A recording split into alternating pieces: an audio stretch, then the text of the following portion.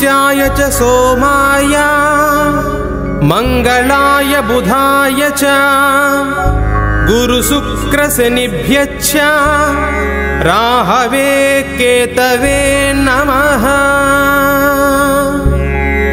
रविस्तोत्रं जपाकुसुमसंकाशं काश्यपेयं महाद्युतिं तमोरिं सर्वपापाघ्नं प्रणतोऽस्मि दिवाकरम्। चन्द्रस्तोत्रं दधिशङ्खतुषाराभं क्षीरोदार्णवसम्भवं नमामि शशिनं सोमं सिंहोर्मकुटभूषणम्।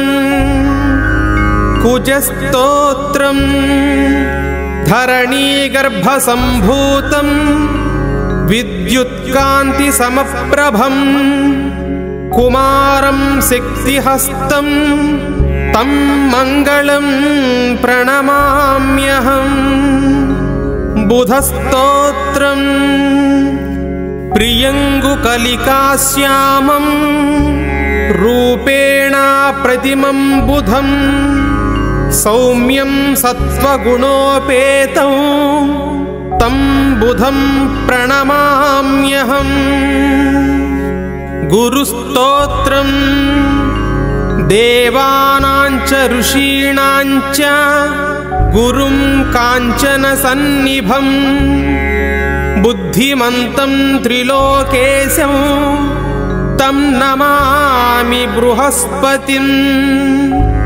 शुक्रस्तोत्रं हिमकुन्दमृणालाभं दैत्यानां परमं गुरुं सर्वशास्त्रप्रवक्तारं भार्गवं प्रणमाम्यहम्।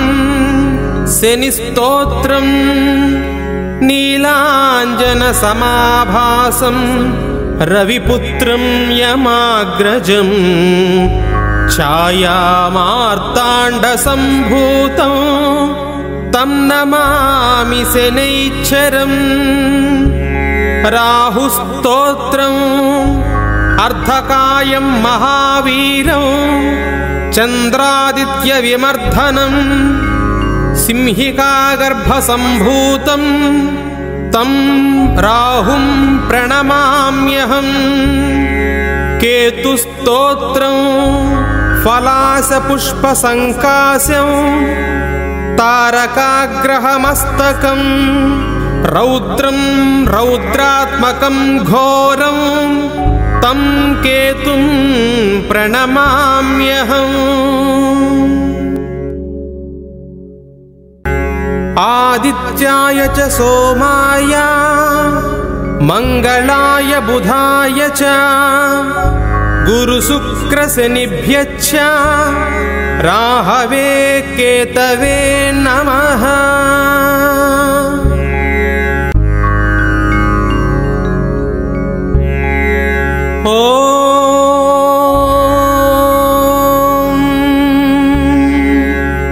आदित्याय च सोमाय मंगलाय बुधाय च गुरुशुक्रशनिभ्यश्च राहवे केतवे नमः। रविस्तोत्रं जपाकुसुमसंकाशं काश्यपेयं महाद्युतिं तमोरिं सर्वपापाघ्नं प्रणतोऽस्मि दिवाकरम्। चन्द्रस्तोत्रं दधिशङ्खतुषाराभं क्षीरोदार्णवसम्भवं नमामि शशिनं सोमं सिंहोर्मकुटभूषणम्। कुजस्तोत्रं धरणीगर्भसम्भूतं विद्युत्कान्तिसमप्रभं कुमारं शक्तिहस्तं तं मङ्गलं प्रणमाम्यहम्। बुधस्तोत्रम् प्रियङ्गुकलिकाश्यामं रूपेण प्रतिमं बुधं सौम्यं सत्त्वगुणोपेतं तं बुधं प्रणमाम्यहम्। गुरुस्तोत्रम् देवानां च ऋषीणां च गुरुं काञ्चनसन्निभं बुद्धिमन्तं त्रिलोकेशं तं नमामि बृहस्पतिम्। शुक्रस्तोत्रम् हिमकुन्दमृणालाभं दैत्यानां परमं गुरुं सर्वशास्त्रप्रवक्तारं भार्गवं प्रणमाम्यहम्। शनिस्तोत्रम् नीलाञ्जनसमाभासं रविपुत्रं यमाग्रजं छायामार्ताण्डसम्भूतं तं नमामि शनैश्चरम्। राहुस्तोत्रम् अर्धकायं महावीरं चन्द्रादित्यविमर्दनं सिंहिकागर्भसम्भूतं तं राहुं प्रणमाम्यहम्। केतुस्तोत्रं फलासपुष्पसङ्काशं तारकाग्रहमस्तकं रौद्रं रौद्रात्मकं घोरं तं केतुं प्रणमाम्यहम्।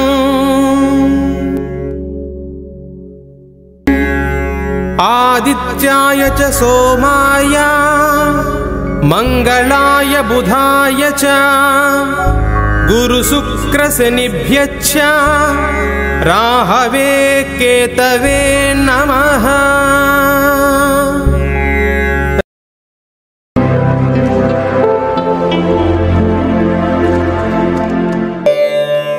जपाकुसुमसङ्काशं काश्यपेयं महाद्युतिं तमोरिं सर्वपापघ्नं प्रणतोऽस्मि दिवाकरम्। दिदिशङ्कतुषाराभं क्षीरोदार्णवसम्भवं नमामि शशिनं सोमं शम्भोर्मकुटभूषणं। धरणीगर्भसम्भूतं विद्युत्कान्तिसमप्रभं कुमारं शक्तिहस्तं तं मङ्गलं प्रणमाम्यहम्। प्रियङ्गुगुलिकाश्यामं रूपेण प्रतिमं बुधं सौम्यं सौम्यगुणोपेतं तं बुधं प्रणमाम्यहम्। देवानां च ऋषीणां च गुरुं काञ्चनसन्निभं बुद्धिमन्तं त्रिलोकेशं तं नमामि बृहस्पतिम्। हिमकुन्दमृणालाभं दैत्यानं परमं गुरुं सर्वशास्त्रप्रवक्तारं भार्गवं प्रणमाम्यहम्। नीलाञ्जनसमाभासं रविपुत्रं यमाग्रजं छायामार्ताण्डसम्भूतं तं नमामि शनैश्वरम्। अर्धकायं महावीरं चन्द्रादित्यविमर्दनं सिंहिकागर्भसम्भूतं तं राहुं प्रणमाम्यहम्। पलाशपुष्पसङ्काशं तारकाग्रहमस्तकं रौद्रं रौद्रात्मकं घोरं तं केतुं प्रणमाम्यहम्। इति व्यासमुकोद्गीतं यः पठेत् सुसुमाहितः दिवा वा यदि वा रात्रौ विघ्नशान्तिर्भविष्यति नरनारी नृपाणां च भवेद्दुःस्वप्ननाशनम् ऐश्वर्यमतुलं तेषाम् आरोग्यं पुष्टिवर्धनम् ग्रहनक्षत्रजाः पीडाः तस्कराग्निसमुद्भवाः ताः सर्वाः प्रशमं यान्ति व्यासोरुदेन संशयः आदित्याय सोमाय मंगलाय बुधाय च गुरुशुक्रशनिभ्यश्च राहवे केतवे नमः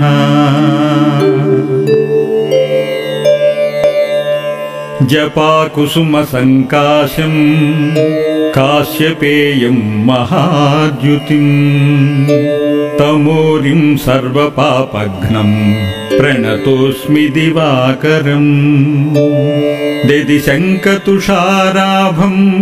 क्षीरोदार्णवसम्भवं नमामि शशिनं सोमं शम्भोर्मकुटभूषणम् धरणीगर्भसम्भूतं विद्युत्कान्तिसमप्रभम् कुमारं शक्तिहस्तं तं मङ्गलं प्रणमाम्यहम् प्रियङ्गुगुलिकाश्यामं रूपेण प्रतिमं बुधं सौम्यं सौम्यगुणोपेतं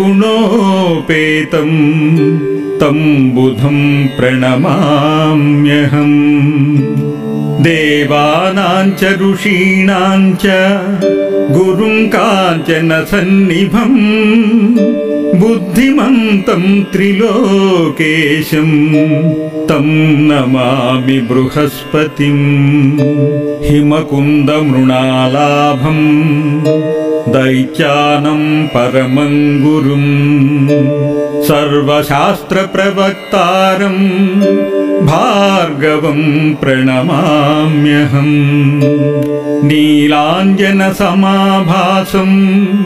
रविपुत्रं यमाग्रजं छायामार्ताण्डसम्भूतं तं नमामि शनैश्वरम् अर्धकायं महावीरं चन्द्रादित्यविमर्दनं सिंहिकागर्भसम्भूतं तं राहुं प्रणमाम्यहम् पलाशपुष्पसङ्काशं तारकाग्रहमस्तकं रौद्रं रौद्रात्मकं घोरं तं केतुं प्रणमाम्यहम् इति व्यासमुकोद्गीतं यः पठेत् सुसुमाहितः दिवा वा यदि वा रात्रौ विघ्नशान्तिर्भविष्यति नरनारी नृपाणां च भवेद्दुःस्वप्ननाशनम् ऐश्वर्यमतुलं तेषाम् आरोग्यं पुष्टिवर्धनम् ग्रहनक्षत्रजाः पीडाः तस्कराग्निसमुद्भवाः ताः सर्वाः प्रशमं यान्ति व्यासोरुदेन संशयः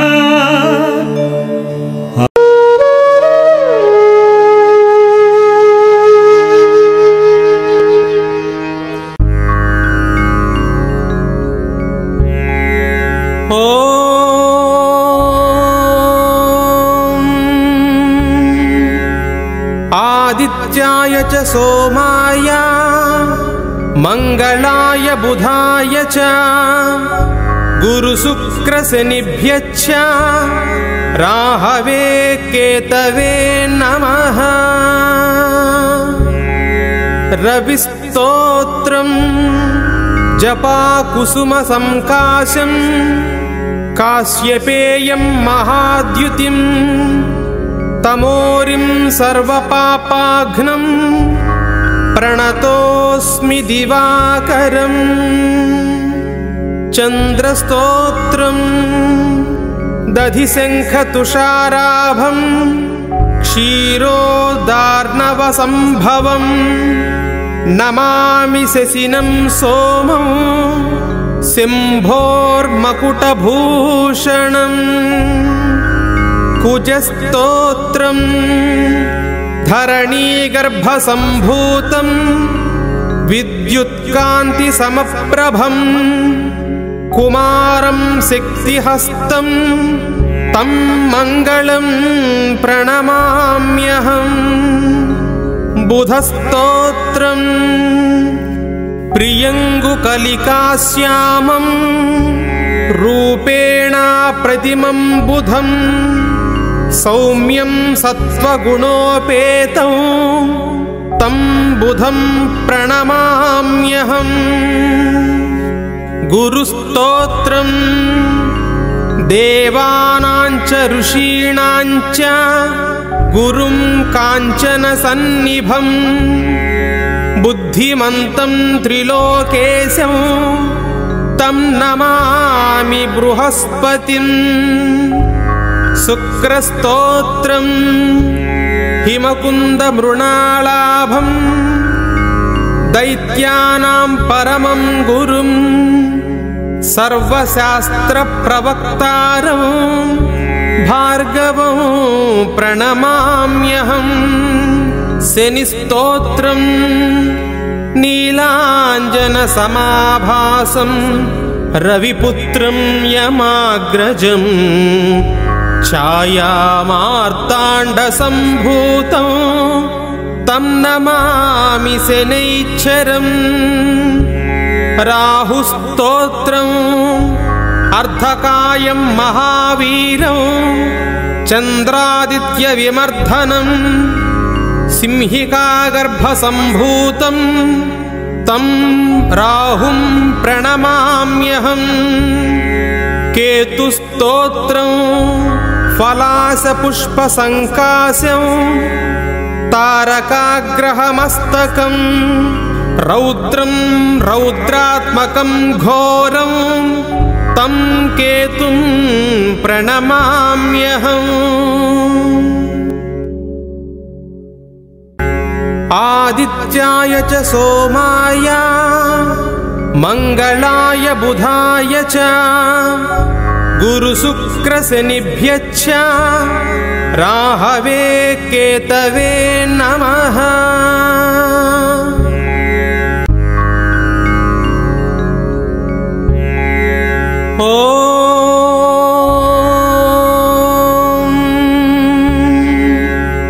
आदित्याय च सोमाय मङ्गलाय बुधाय च गुरुशुक्रशनिभ्यश्च राहवे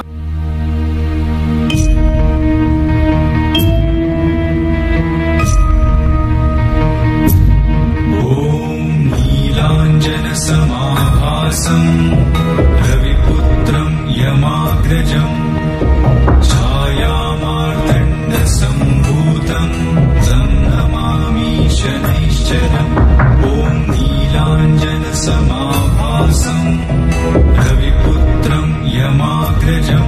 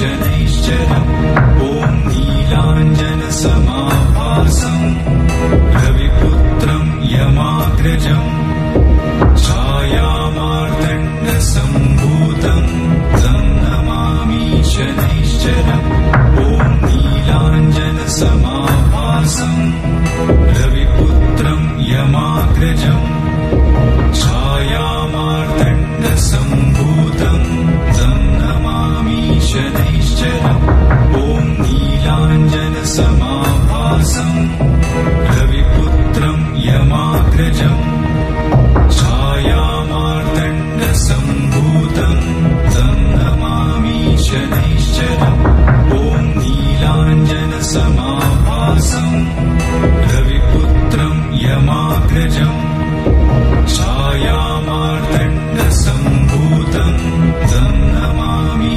शनैश्चरम् ॐ नीलाञ्जनसमाभासम् रविपुत्रम् यमाग्रजम् छायामार्तण्डसम्भूतम् तं नमामि शनैश्चरम् ॐ नीलाञ्जनसमाभासम् रविपुत्रम् यमाग्रजम् छायामार्तण्डसम्भूतम् तं नमामि शनैश्चरम् ॐ नीलाञ्जनसमाभासम् रविपुत्रम् यमाग्रजम् छायामार्तण्डसम्भूतम् तं नमामि शनैश्चरम् ॐ नीलाञ्जनसमाभासम् रविपुत्रम् यमाग्रजम् छायामार्तण्डसम्भूतम् तं नमामि शनैश्चरम् ॐ नीलाञ्जनसमाभासम् रविपुत्रम् यमाग्रजम् छायामार्तण्डसम्भूतम् तं नमामि शनैश्चरम् ॐ नीलाञ्जनसमाभासम् रविपुत्रम् यमाग्रजम् छायामार्तण्डसम्भूतम् तं नमामि शनैश्चरम् ॐ नीलाञ्जनसमाभासम् रविपुत्रम् यमाग्रजम् छायामार्तण्डसम्भूतम् तं नमामि शनैश्चरम् ॐ नीलाञ्जनसमाभासम् रविपुत्रम् यमाग्रजम् छायामार्तण्डसम्भूतम् तं नमामि शनैश्चरम् ॐ नीलाञ्जनसमाभासम् रविपुत्रम् यमाग्रजम् छायामार्तण्डसम्भूतम् तं नमामि शनैश्चरम् ॐ नीलाञ्जनसमाभासम्